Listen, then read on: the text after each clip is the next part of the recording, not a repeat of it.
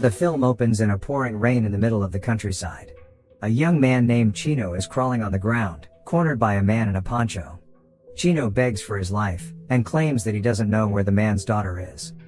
Despite his pleas, the man knocks him out with a gun, then drags him to a shallow grave where he buries him alive. On the next scene, a cop named Martin enters the police station. It is his first day at work, and he is given the important task of transferring several prisoners that night. At the station, he meets Montesinos, a fellow cop who would accompany him during the transfer. Accompanied by Montesinos, Martin goes to the city's high-security prison, where they're informed they'll be relocating 6 prisoners. One of the prisoners, Ramus, has a special lockpick hidden in his cell, and intends to bring it with him. These prisoners are rounded up, and the 2 cops perform a strip search on them to be sure they aren't hiding anything. During the search, Montesinos gets aggressive with one particular prisoner, young man named Nano, because Nano acted like a brat. Afterwards, these inmates are taken to the transfer truck, wherein each of them are put in separate cells. Most of them have their handcuffs removed except for Mihai and Ramus, who Montesinos is very wary of. Martin is stickler for the rules, meanwhile Montesinos is more ruthless with the prisoners. Seeing this, Martin scolds him for his behavior, causing the 2 to get into a mild argument about morality before climbing inside the vehicle.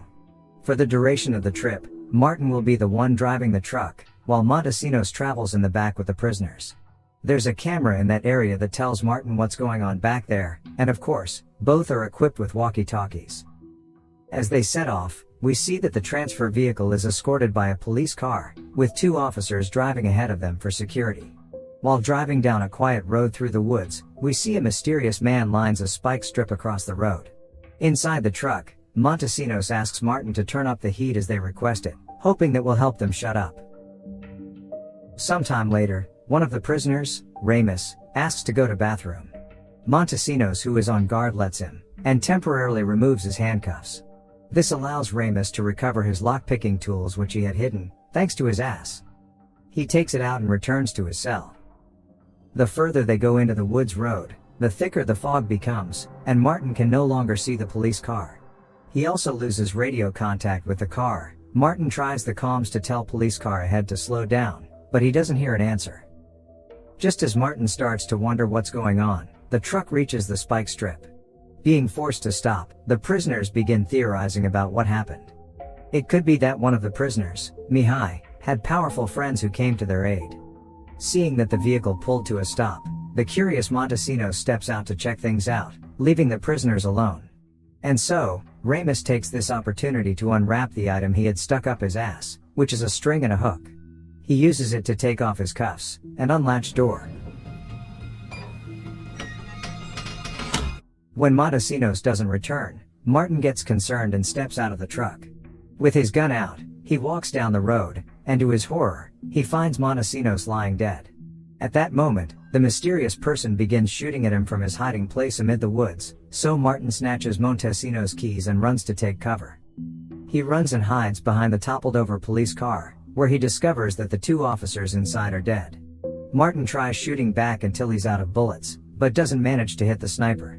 He eventually dashes back to the transfer car, but not before the sniper shoots him in the thigh.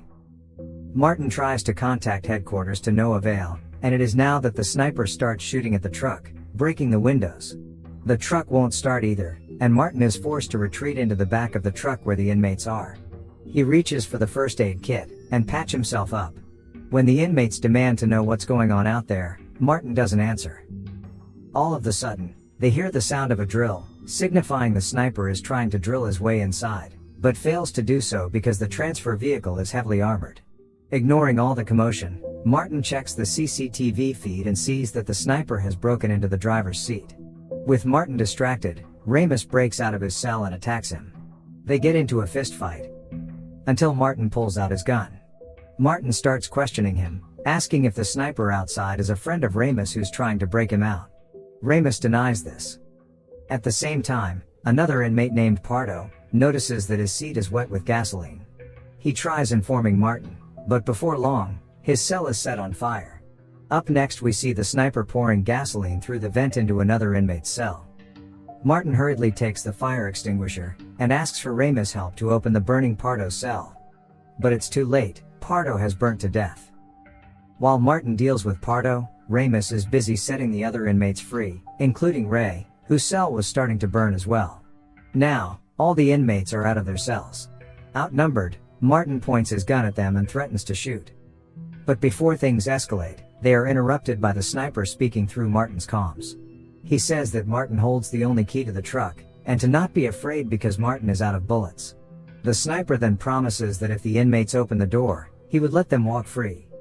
Mihai the gangster is tempted by the offer, and approaches Martin. Meanwhile, the cop tries to get him to reason.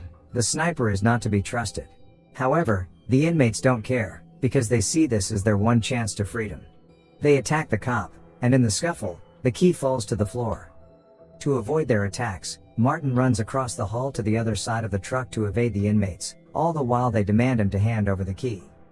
While this is happening, Mihai finds the key on the floor and walks to the exit, but the youngest inmate there, Nano, picks up the fire extinguisher and beats him to death with it.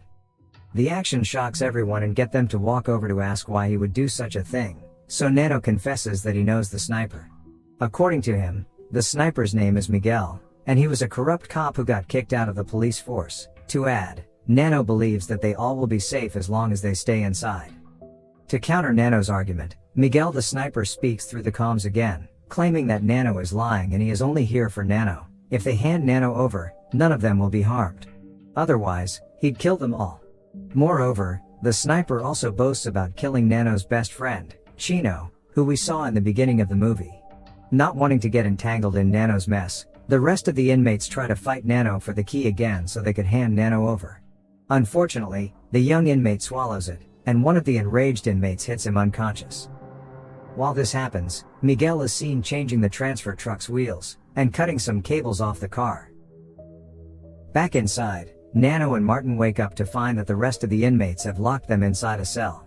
The sniper has turned off the heater, followed by turning off the rest of the electricity. Up next, Miguel gets into the driver's seat and starts driving away. Ramus has the comms now and he uses it to communicate with the sniper. He told the sniper about Nano swallowing the key, and asks if they could kill and gut Nano, but the sniper says no, because he needs Nano alive. He doesn't care how, he just wants them to break out of the truck so he could get to Nano. Without a heater, the transfer vehicle only gets colder by the second. And without an exit, there isn't much to do but to talk, so Nano shares with Martin the cop that he and his best friend Chino grew up together, and Chino was like a brother to him. He seems despaired at the thought that the sniper might have harmed his best friend. Meanwhile, Ramus and the rest of the inmates found the hall, and takes out a toolbox. On the other side of the story, Montesino awakes with a gunshot wound to the waist, but nevertheless still alive. He radios the police station to report the situation, and climbs into the sniper's car that he stumbled upon nearby. Inside the car, he finds gun in the glove box, a series of photos of a teenage girl, and a news article detailing the missing dead body of a murdered young girl. As it turns out, the girl was the sniper's daughter who got murdered. Back inside the transfer truck, the inmates sent Ray down the hall to find a possible exit point. Inside the cramped space, Ray finds a couple of screws at the end of the tunnel, and starts unscrewing them. All of a sudden, Montesino shows up with the sniper's car, and starts shooting at the transfer vehicle. Miguel the sniper rams the vehicle against the car, throwing the passengers all over the place.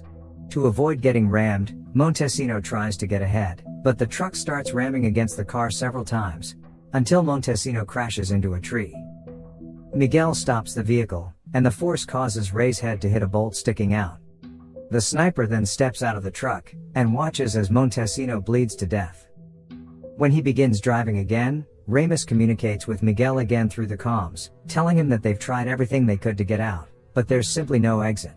In response, Miguel says that as the sun is rising, so this is Nano's last chance to confess. Nano still claims not to know what he's talking about, so Miguel hangs up, ignoring Martin's questions. Afterwards, Miguel drives to the middle of a frozen lake. He then steps out of the truck, and starts shooting a few holes around it. He then walks away and waits for the inevitable.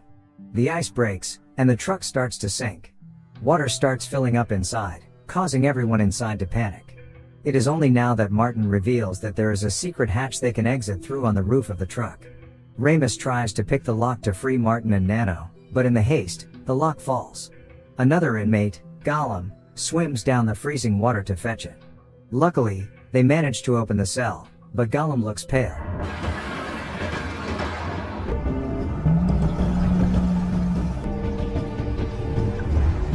They prepare to swim outside, but Gollum seems unwell. He dies of hypothermia, forcing them to leave him. With barely any time left, Nano, Ramus and Martin swim to the surface. Martin the cop falls short of reaching the surface, but luckily, Ramus fishes him out of the water before he freezes to death. Meanwhile, Nano runs for his life, unaware that Miguel stands not far from the scene and is going after him. Ramus performs CPR on Martin, until the cop wakes up. After Martin recuperates, they hear gunshots in the distance, which makes Martin worry for Nano's safety. At the same time, Nano runs into a series of dilapidated buildings nearby. Being the lawful cop that he is, Martin wants to go after Nano, but Ramus the inmate doesn't. The two exchange looks, and Martin decides to let Ramus walk free for saving his life. Martin wishes him luck, and they part ways. Up next, the policeman follows the source of the gunshot, until he finds Miguel on top of an abandoned building, shooting at Nano but hasn't hit the kid yet. Before it's too late, Martin sneaks upstairs to confront him. Once they're face to face, he asks what Miguel wants out of all of this. Here is where Miguel the sniper tells a story about how his 13-year-old daughter, Soledad, went to a village festival one day, where she met Nano and Chino.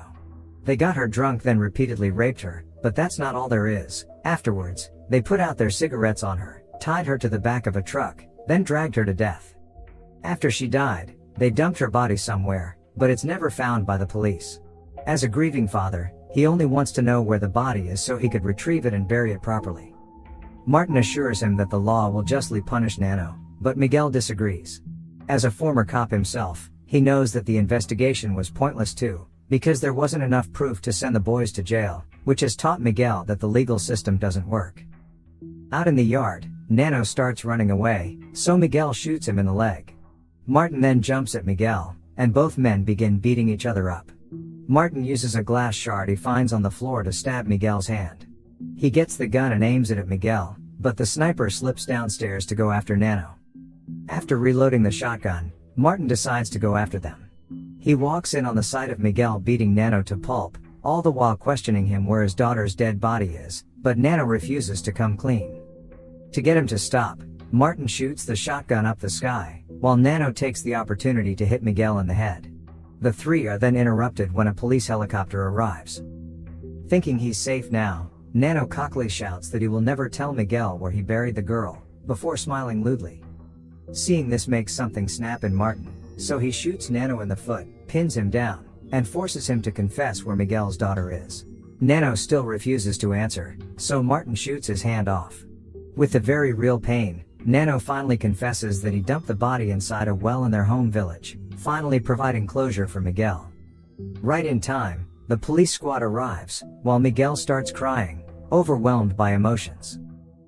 The movie ends with Martin leaving the police force, possibly dishonorably discharged for attacking an unarmed Nano. However, despite it all, he feels content because justice is served. He helped a grieving father cope with the unjust death of his daughter.